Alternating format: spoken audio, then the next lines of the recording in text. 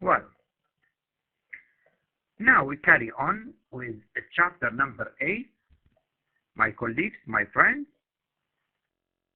we carry on in chapter number 8, key issues in business, key issues in corporate strategy, with chapter number, with chapter number 8 and part number 2 of chapter number 8. In the previous section, we arrived at vertical integration, right? Do you remember? We finished at vertical integration section. We said that there are backward integration, forward integration, and balance integration. Balance integration. Here, get back to closer to your suppliers and acquire them, buy them, occupy them. Here you go. Steps closer to your final and end users and acquire companies and mediators between you and the final customer. And here is the balance between number 1 and number 2. Right. Let's discuss the case of Carnegie Steel. Let's have a look on Carnegie Steel.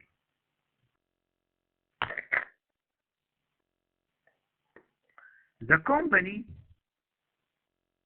controlled not only, listen here, not only the mills where the steel was manufactured.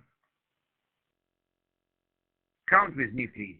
Not only the mills where the steel was manufactured, but also the mines where the iron ore was extracted. So 1, 2. The coal mines that supply the coal. Number 3. The ships that transported the iron or the railroad. Number 4. That transport the coal to the factory. The coke ovens. Number 5. Where the coal was cooked. The company also focused heavily on developing talent internally.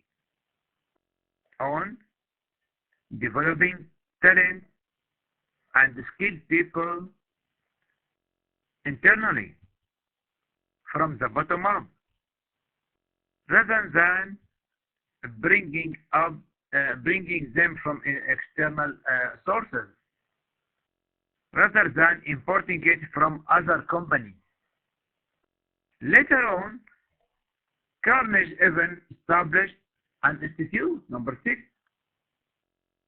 Even they established an institute of higher learning to teach the steel process to the next generation. Imagine this. Even the steel process to move it to next generation. To next generation.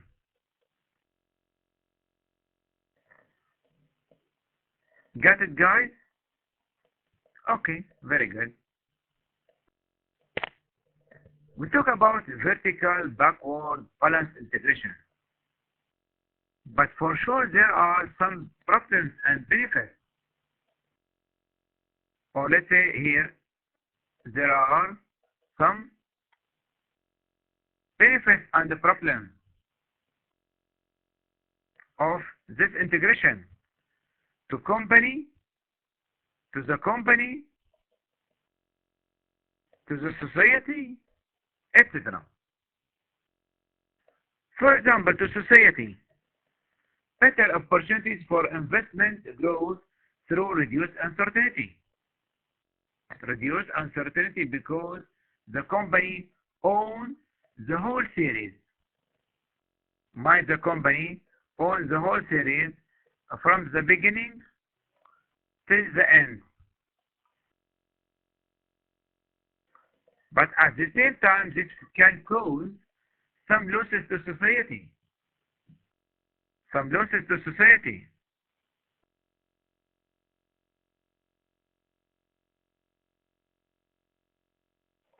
For example, monopolization of markets. Monopolization of markets.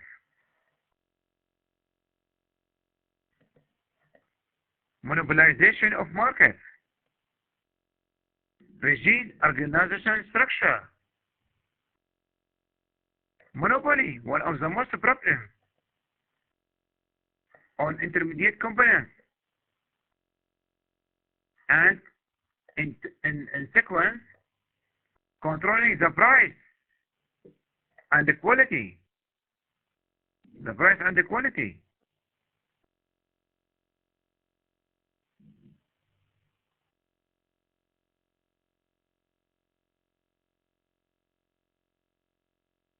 Agree with this, guys?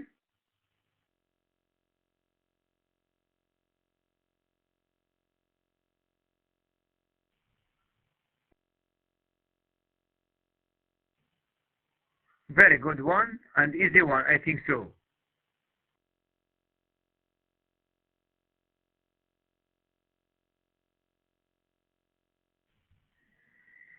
Let's go ahead and discover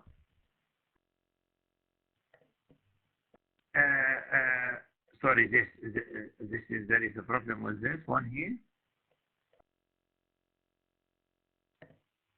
It shouldn't be here, it should be here, there. Sorry, 1 second. No problem. We'll bring it here.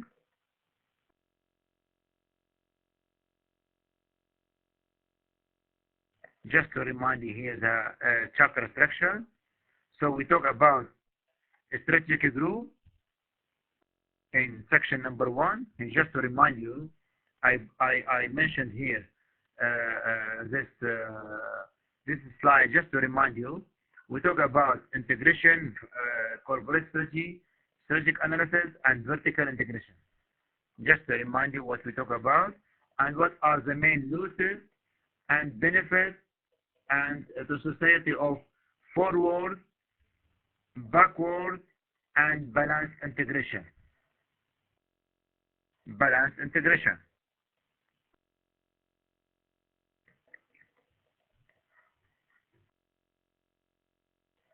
What is vertical expansion?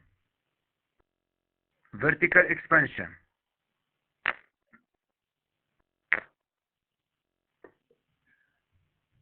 Your company at specific size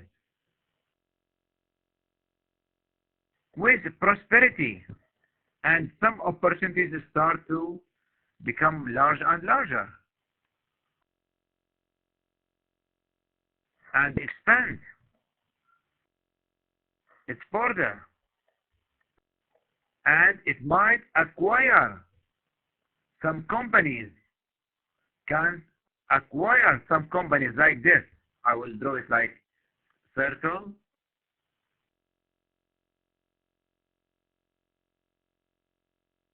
It will acquire another company and buy it and get it inside that produce intermediate goods needed by the business or help market and distribute its final goods and services. Such expansion is desired because it secures supplies needed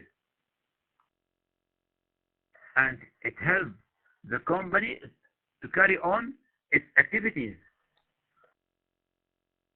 to produce its product and the market needed to sell the product.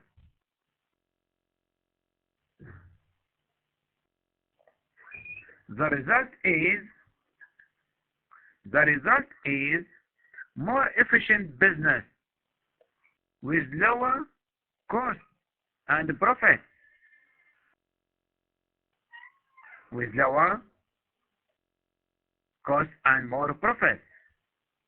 This is some benefits of vertical expansion when you acquire your intermediate companies.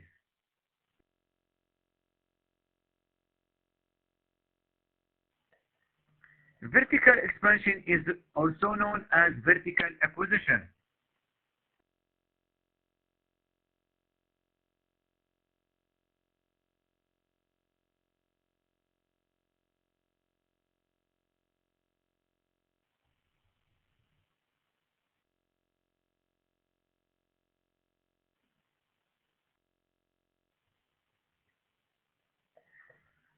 Vertical expansion or acquisition now can also be used to increase scale and gain market power. This is some benefit of it. For example, acquisition of DirecTV by News Corporation. DirecTV by the News Corporation. This can be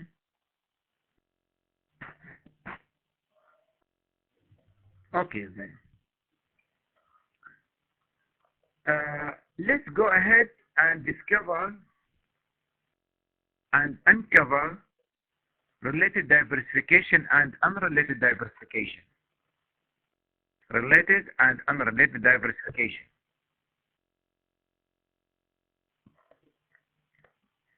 What's the meaning of diversification first of all?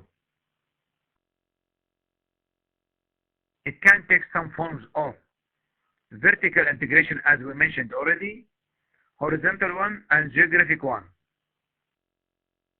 Along your value chain, moving into new industry, or opening new industry, or let's say opening new market. Go to a new market area. Okay then. What is related one? What is related diversification? When a business adds or expands its existing product lines or markets. For example, when a phone company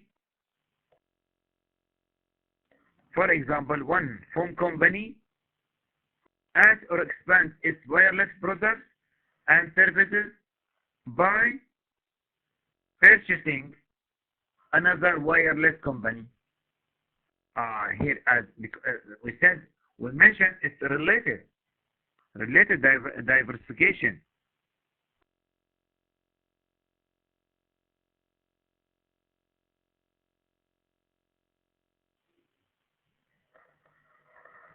Okay, guys. So here in this case, you get the benefit of having the same structure and knowledge and experience, and the same, let's say, the same worker and employees and stuff.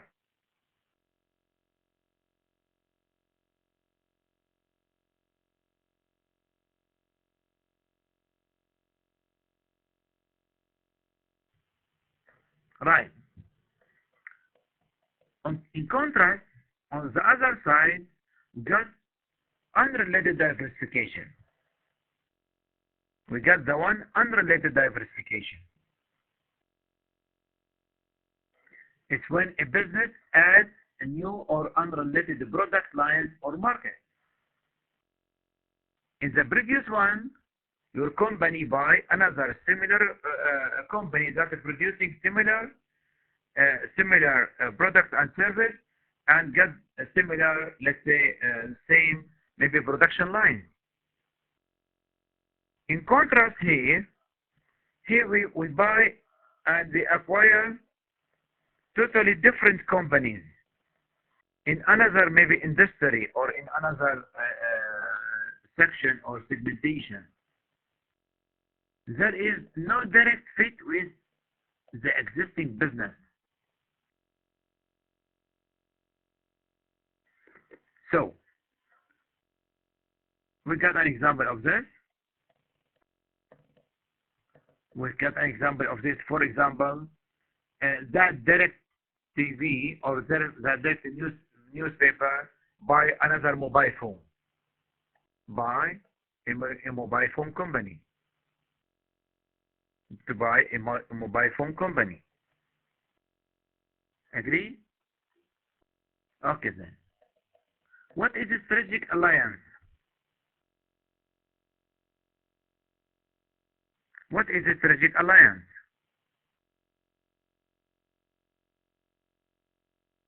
What is a strategic alliance?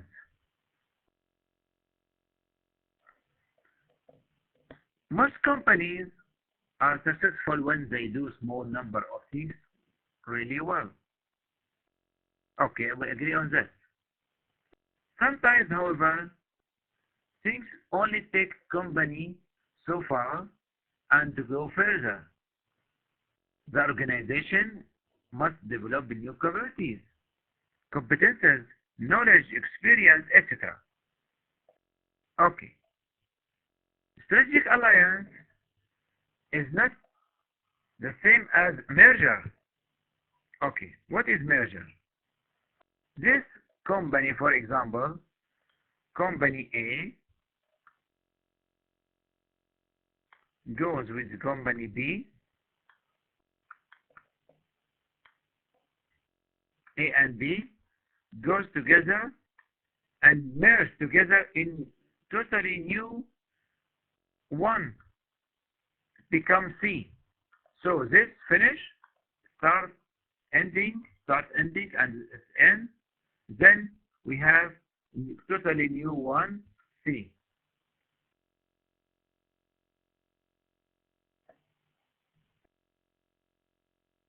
Okay, guys? So, strategic alliance, in contrast, this company A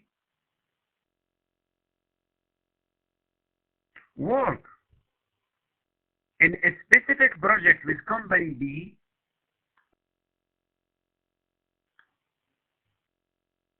Company A still independent, company B independent, and they only share some knowledge or information and money and financial issue and knowledge, and they work together in a project, joint venture, let's say C.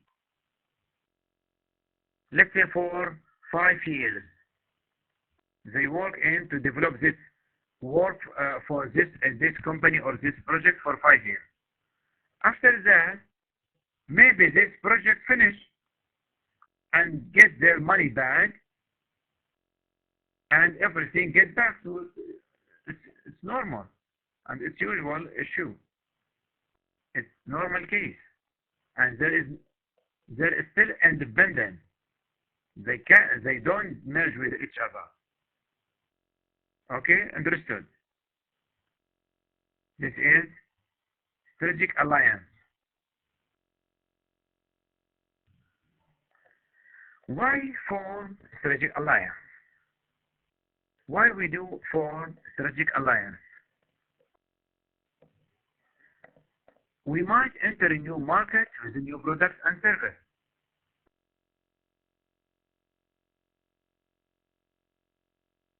We might enter a new market with new products and services. Access international markets. To access international markets. To access new distribution channels. To access new distribution channels. So we have company A with company B. They decided to enter, for example, Indian market with a common project, joint venture C. This provides finance and support and finance and let's say infrastructure.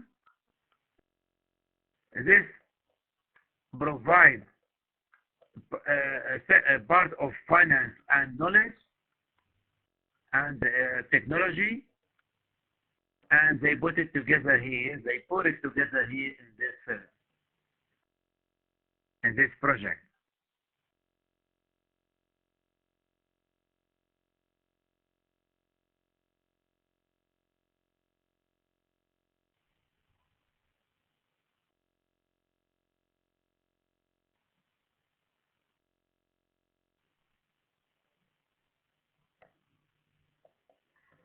Okay, guys.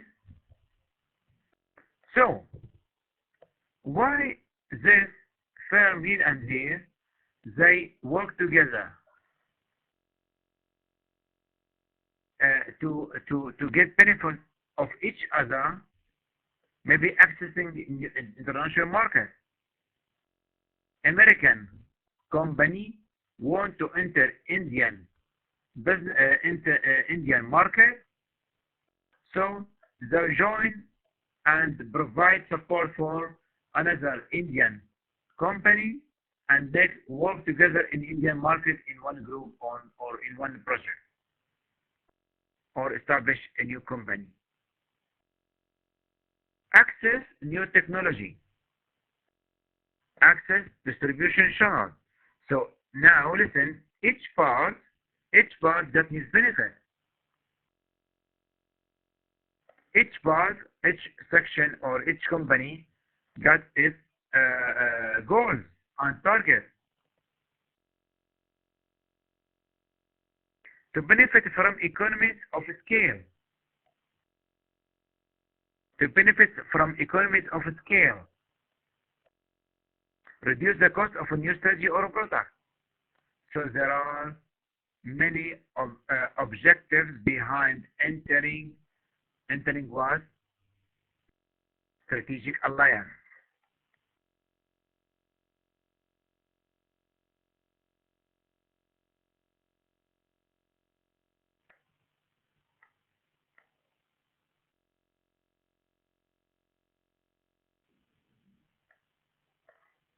Okay, guys.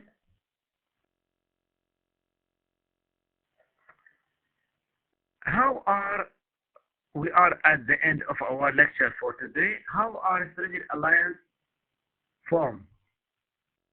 How are strategic alliance or alliances, singular or plural, formed?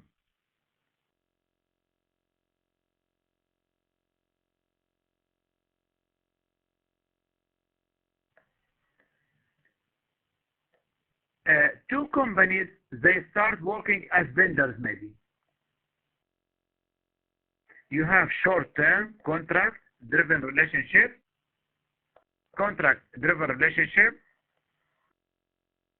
with a variety of suppliers, and this is normal. You have supplier and you have many suppliers, and you have contract-driven relationship with them.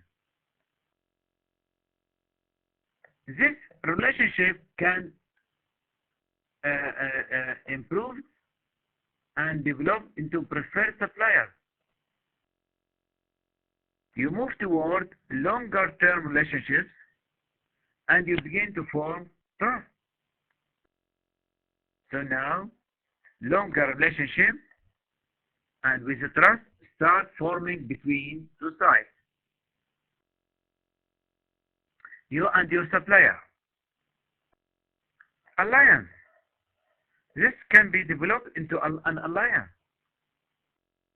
You both have mutual advantage in this relationship, as well as high level of trust.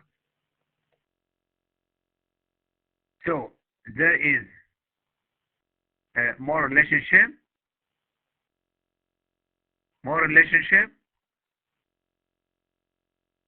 and more trust, and interrelationship between two parts. Between the two parts, you and your supplier. This finally, it can be moved to strategic alliance. The business relationship becomes strategic when there is level of mutual dependency. It was advantage. It was long-term relationship, and contract. Now there is dependency on when the alliance itself is what creates increased capacities and opportunities between two sides and for mutual benefit of two sides.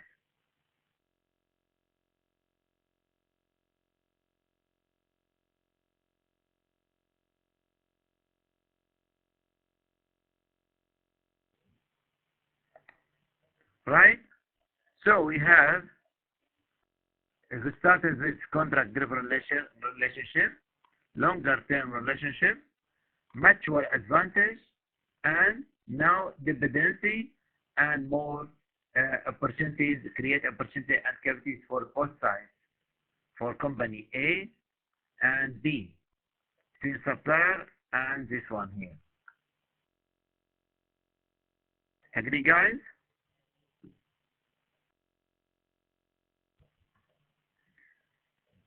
This is the end of chapter number 8.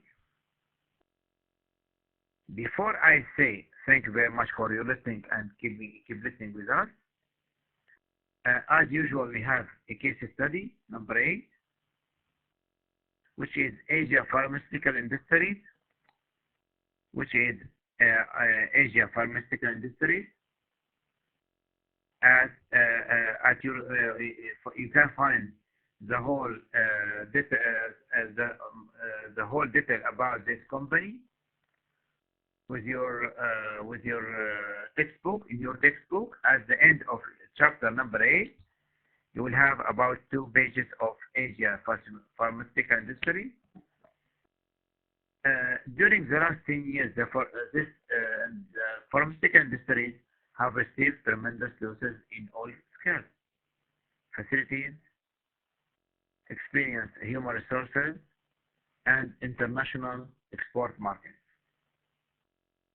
Asia Pharmaceutical Industries is one of the pioneering distinctive pharmaceutical companies in Syria and the Middle East, which achieve qualitative leaps in the field of high-quality control research and development. Now it could export markets depending on modern and recent technologies. So this is very interesting and nice company. Please go get back to your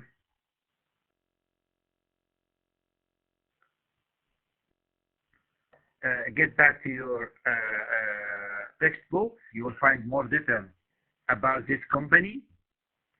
Log in.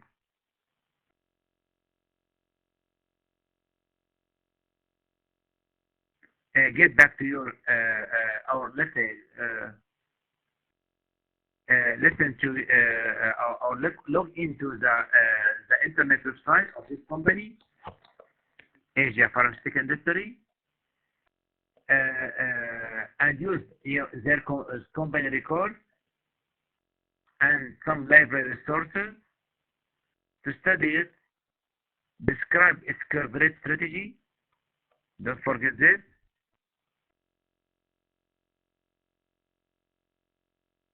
Then identify which strategic group that Asia Pharmaceutical Industry is related to, and what are the main characteristics of this strategic group of companies.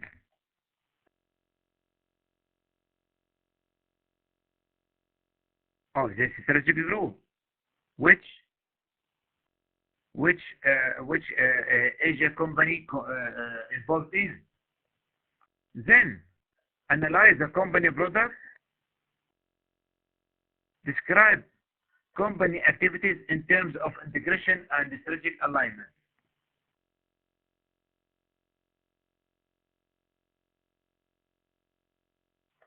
Okay, guys, so please work hard on this, and that is our chapter number 8. We finished chapter number 8, part number 1 and part number 2, which was it was about corporate strategy, right? We said that we have mainly 3 levels of strategy: corporate, functional, and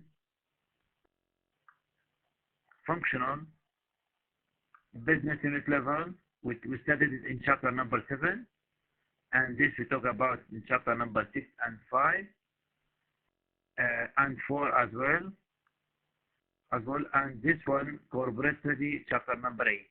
Today, over 2 sections, part 1 and part 2.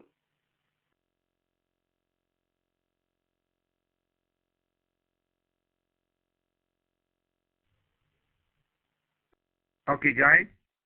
So, in this chapter, just to remind you, the chapter summary, we introduce the meaning of corporate strategy concept. We categorize strategic group. We talk about integrated expansion and vertical integration.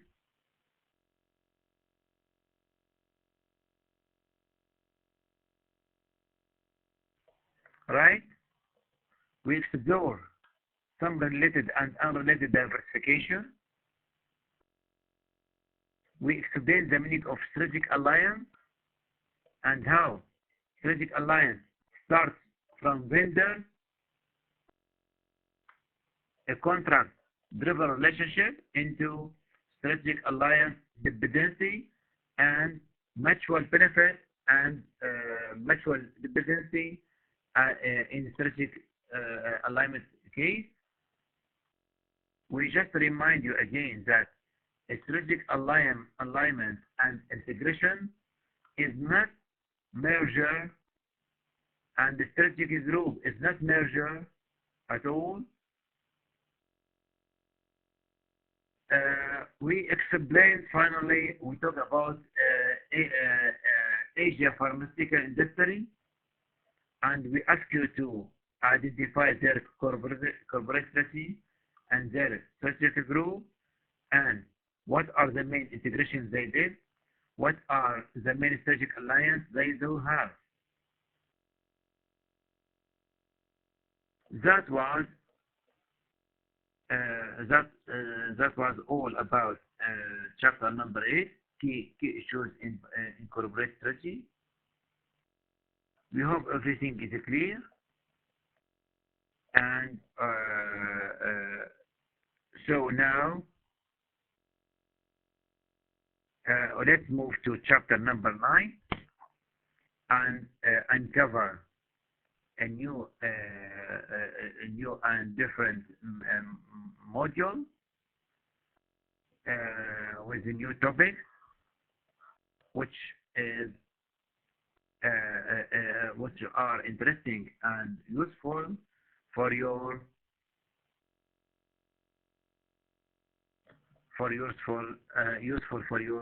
empirical and academic life. Thanks for the time being, and let's go ahead, take a break for 5 to 10 minutes, and let's go ahead to chapter number 9.